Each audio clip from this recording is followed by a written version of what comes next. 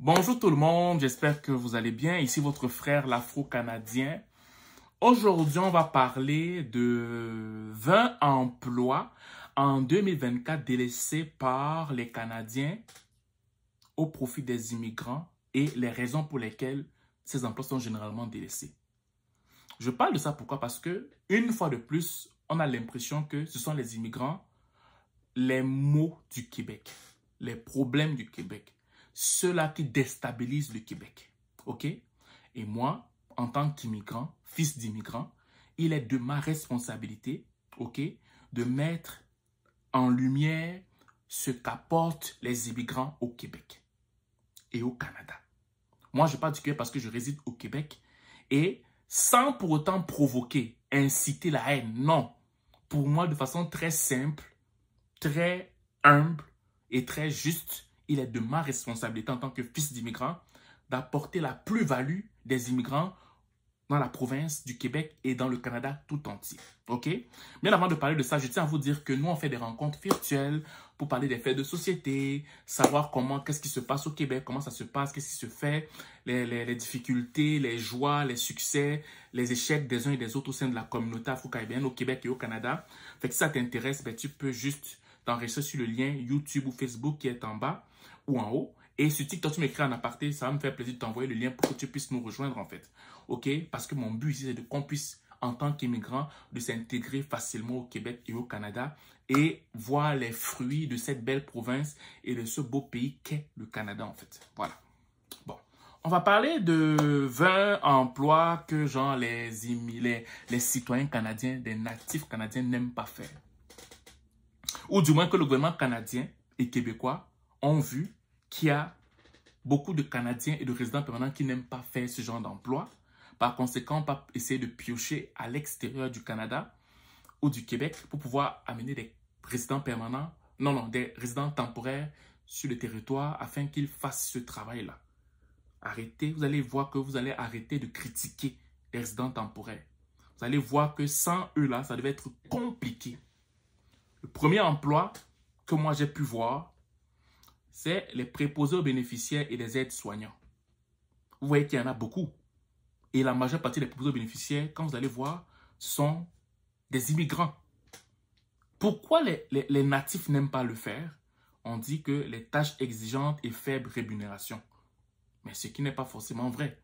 Parce que quand vous voyez comment le gouvernement augmente les tarifs, je veux dire à l'heure pour les préposés aux bénéficiaires et tout, ça commence à devenir intéressant. Mais malgré ça, les natifs trouvent que ce n'est pas correct et que ça ne reflète pas leur personnalité. Ok, c'est pas grave. On va voir que les travailleurs agricoles saisonniers, plusieurs natifs, selon ce que j'ai pu percevoir, disent que c'est un travail physique intense et des conditions souvent difficiles en milieu rural. Ok, bon.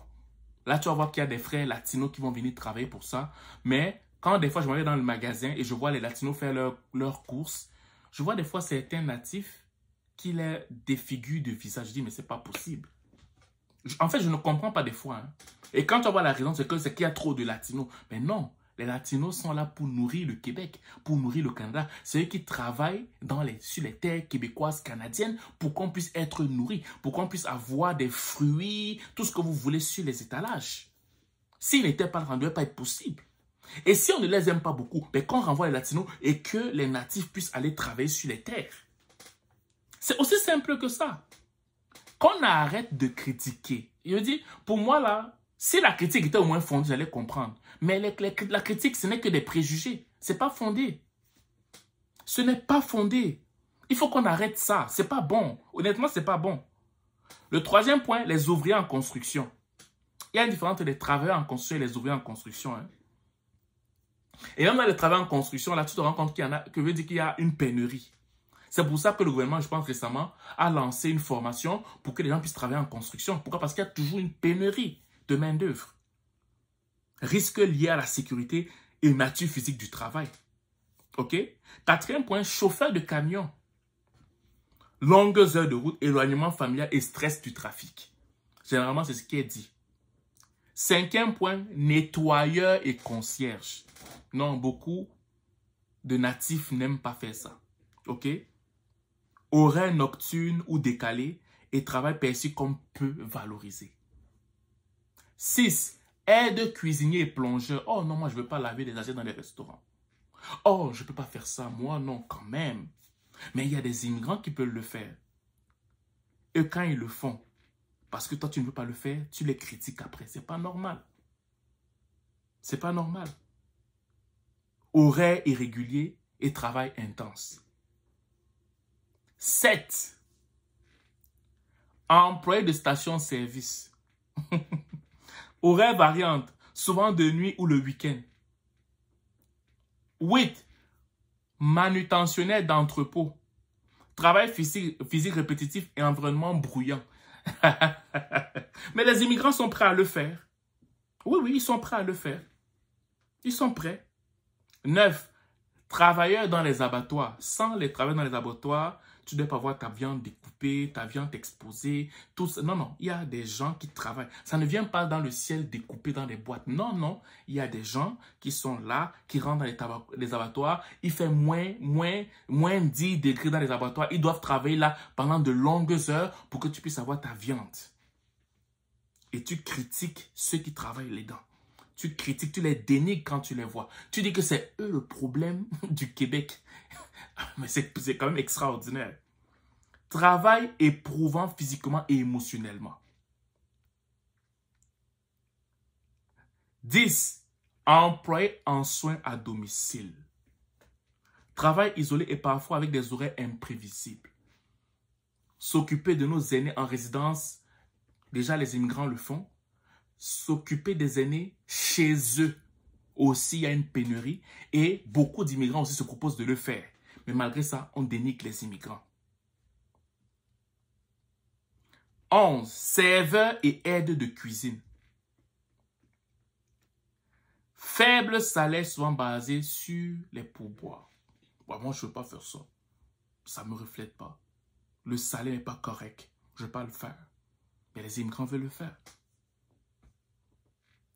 Opérateur d'usine.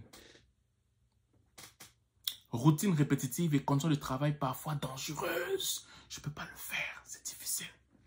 Mais les immigrants sont prêts à le faire. 13. Travailleurs dans l'industrie de la pêche. Conditions de travail difficiles en mer ou près des côtes, c'est trop difficile. Mes lèvres se fendillent, mes doigts gonflent. Je ne peux pas le faire, mais les immigrants sont prêts à le faire. 14. Technicien en entretien de bâtiment. Tâche de maintenance physiquement demandante en fait. 15. Ouvrier en production alimentaire. 15. Ouvriers en production alimentaire. Donc ceux qui font partie de ceux qui nourrissent le Québec et le Canada. Tâche à la chaîne dans des conditions bruyantes et répétitives. 16. Préposé à l'entretien ménager dans les hôtels. Rémunération faible et pression pour nettoyer rapidement. 17. Agent de sécurité. Horaires de nuit fréquents et salaire modeste. 18. Aide magasinier et emballeur. Travail physique répétitif dans les entrepôts. 19. Préparateur des commandes. Préparateur des commandes. Horaires exigeants, notamment en soirée et le week-end. Et 20. Aide à la chaîne de production en fabrication. Environnement bruyant et tâches monotones. OK? Maintenant, les raisons de façon générale pour pouvoir regrouper les raisons, parce que j'en ai cité plusieurs. On va voir qu'il y a beaucoup du fait que on va te dire qu'il y a les bas salaires, de nombreux emplois offrent des salaires inférieurs au coût de la vie. C'est pour ça que beaucoup de natifs ne veulent pas le faire. Conditions de travail très difficiles, environnement physique, horaires irréguliers ou travail répétitif et stressant, manque de reconnaissance, faible valorisation sociale et peu de possibilités d'avancement et la localisation, emploi situé en zone rurale ou éloigné de la ville. Et tout ça, tu vas voir ça sur le site du Canada, ok? Le site du canada.ca, tu vas voir tous ces emplois-là que j'ai pu regrouper en 20. Il y en a plusieurs autres, mais j'en ai pris 20 en 2024 dont les natifs ne veulent pas faire et que les immigrants sont prêts à faire en fait. Donc quand vous voyez tout ça, vous vous rendez compte que les immigrants nous apportent beaucoup plus qu'on ne l'imagine. Il faut arrêter de critiquer les immigrants. Il faut arrêter de dénigrer les immigrants. Et quand je vous dis souvent que même si le gouvernement veut,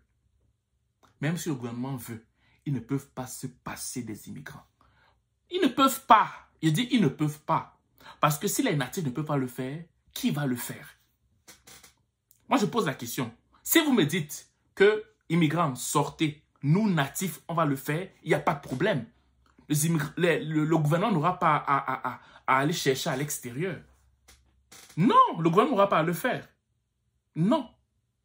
Ils n'auront pas à le faire. Mais s'ils se sentent, ils se voient obligés. OK? Ben c'est parce qu'il n'y a pas de natifs qui aimeraient faire cet emploi-là. Il n'y en a pas. Donc, essayez des fois d'être reconnaissant, s'il vous plaît. Essayez d'être reconnaissant. Arrêtez de critiquer, de dénigrer, de mépriser les immigrants.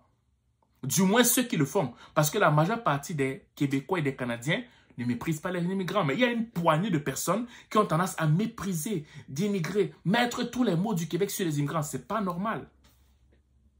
C'est pas normal. Et je ne parle même pas des immigrants qui occupent des hautes positions, comme des informaticiens, comme des médecins, comme des infirmiers, comme beaucoup de...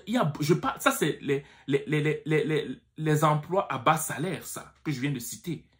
On ne parle même pas des immigrants qui occupent des postes importants au Québec et au Canada. On ne parle même pas d'eux.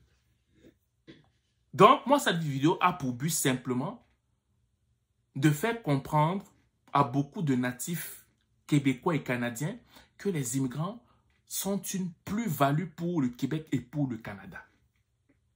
Les frustrés va faire en sorte simplement qu'ils auront un dégoût pour le Canada. Les gens diront, oui, mais on s'en fiche, on a besoin, on va mettre les appartements, il n'y en a pas assez et tout. Quand il n'y en aura pas assez, quand il y en aura assez, là, ils vont pouvoir revenir. Qui vous dit qu'ils vont vouloir revenir? Je me rends compte que dans ma communauté, beaucoup de gens partent maintenant en Irlande. Beaucoup partent maintenant en Asie. Quand le besoin à main d'œuvre va se faire ressentir, qui vous dit que les immigrants vont vouloir revenir? C'est aussi une question qu'il faut se poser. Voilà. Ma vidéo va s'arrêter là. J'espère qu'elle va toucher plusieurs d'entre vous et qu'on va essayer de voir comment il serait possible d'avancer ensemble. Parce que c'est très important. Au Québec, le multiculturalisme est la richesse. Au Canada, le multiculturalisme, c'est une richesse. On ne peut pas dissocier le multiculturalisme et le Canada parce que c'est la somme de ça qui fait le Canada. Le Canada n'est pas blanc. Non, non, non. Le Canada est multiculturel. Il faut qu'on arrête ça. Le Canada est multiculturel. Si tu dissocies le Canada au multiculturalisme, ça veut dire que tu n'as rien compris. Tu n'as rien compris. Le Canada fonctionne par le multiculturalisme. C'est ça qui est le moteur, le carburant du Canada. OK? Voilà. À ceux qui veulent comprendre, OK. Ceux qui ne veulent pas comprendre, ce n'est pas grave non plus, mais au moins j'aurais parlé. Je vous souhaite de passer une excellente journée ou une excellente soirée, dépendamment du lieu où vous m'écoutez. Ciao.